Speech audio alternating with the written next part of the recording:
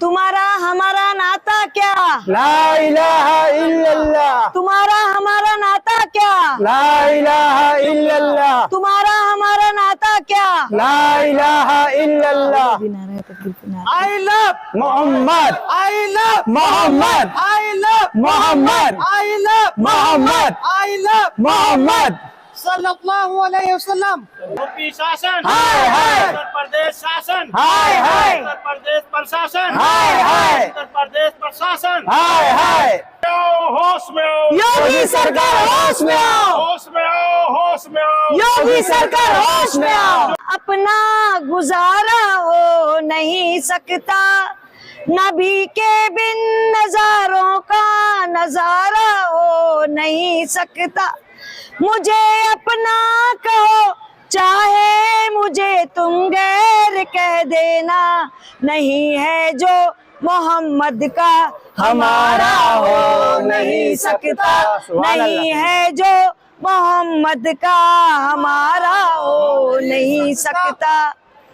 हमारे देश के संविधान ने, डॉक्टर भीमराव अंबेडकर ने जो संविधान हमें दिया, उस संविधान में और आर्टिकल 125 में स्पष्ट लिखा गया है कि हमारे देश में हिंदू, मुस्लिम, सिख, ईसाई सबको अपने धर्म और अपनी आस्था और अपने उनके जो धर्म गुरु है उनको मानने का, उनके प्रचार प्रसार करने का हमें संविधान अधिकार देता है।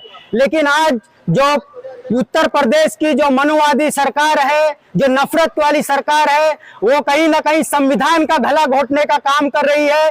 कहीं ना कहीं एक समुदाय को टारगेट करके और हमको दबाने की कोशिश कर रही है और हमारे पैगंबर के नाम को दबाने की कोशिश कर रही है। लेकिन इंशाअल्लाह हमारे पैगंबर जो है वो पूरी कौम के लिए, पूरी इंसानियत के लिए और पूरी कायनात के लिए पैगंबर बन के आए हैं और उनके लिए हर हिंदुस्तान का नहीं, पूरी दुनिया का मुसलमान उनके लिए अपने जान दे भी सकता है और जान ले भी सकता है। ये हमारे देश की जो मनुवादी सरकार है उनको समझना चाहिए और हमारे देश में जो भाईचारा है, जो डॉक्टर भीमराव अंबेडकर का जो संविधान है, जो आर्टिकल 125 की जो धारा है, उसके तहत सबको अपने धर्म को अपनाने का और अपने धर्म को मानने का और उसको प्रचार प्रसार करने का अधिकार है। ये योगी सरकार को समझ में आना चाहिए। इसलिए आज हम लोग यहाँ पे, उसने जो ये गलत तरीके से वहाँ के बच्चों के ऊपर जो FIR किया, उनको अरेस्ट किया, हम उसका विरोध करने के लिए और उसका निषेध करने के लिए हम लोग सभी यहाँ पे हमारे मोहम्मद सल्लल्लाहु अलैहि वसल्लम की उम्मत और उनके दीवाने यहाँ पे हम लोग इकट्ठा हुए हैं।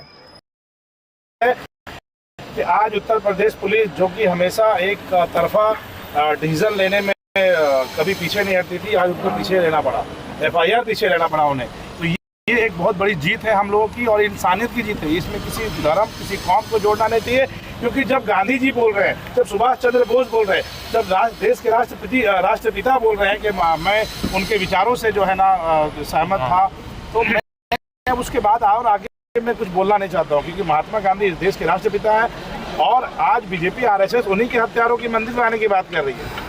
तो मुझे इस बात की खुशी है कि हमारे पैगंबर सल्लल्लाहु अलैहि वसल्लम को सिर्फ मुसलमान नहीं बल्कि देश के हर वो शिक्षित इंसान भी मानता है, जैसे गांधी जी हो या बहुत सारे स्लोगन हमने दिखाया। अमेरिका, ब्रिटिश के भी बहुत सारे कवियों ने उनके पे लेख लिखा जो हम लोग आज लेकर आके स्लोगन यहाँ पे खड़े थे। तो मुझे लगता है कि ये जो फैसला था ये एकता का कर रहे, क्या विषय थोड़ा सा विस्तार में डिटेल से बताइए।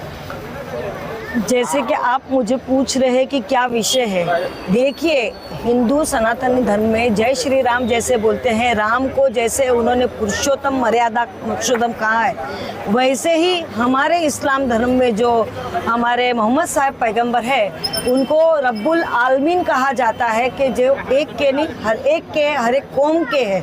तो ये जो कानपुर के अंदर किसी ने एक छोटा सा स्टेटस रखा, आई लव मोहम्मद, जैसे अपने वहाँ बम्बई में आप देखेंगे तो I love Borivali, I love Charkop, ये सब है।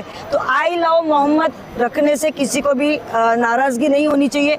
वो बच्चे को उठा के जेल में डाल दिया, तो ये कोई इंसाफ नहीं हुआ। यहाँ तक कि ये जब से RSS, BJP, VHS सब जो भी आए हुए, जब से नथुराम गोडसे ने सबसे पहले पठानी पहन के मुसलमान दिखा के गांधी जी की हत्या करी, मुसलमानों को उन्होंने जब से ही टारगेट बनाया हुआ है। तो ये नफरत की राजनीति बंद करनी चाहिए। ये भारत देश है, भारत देश जितना उनका है उतना हमारा भी है।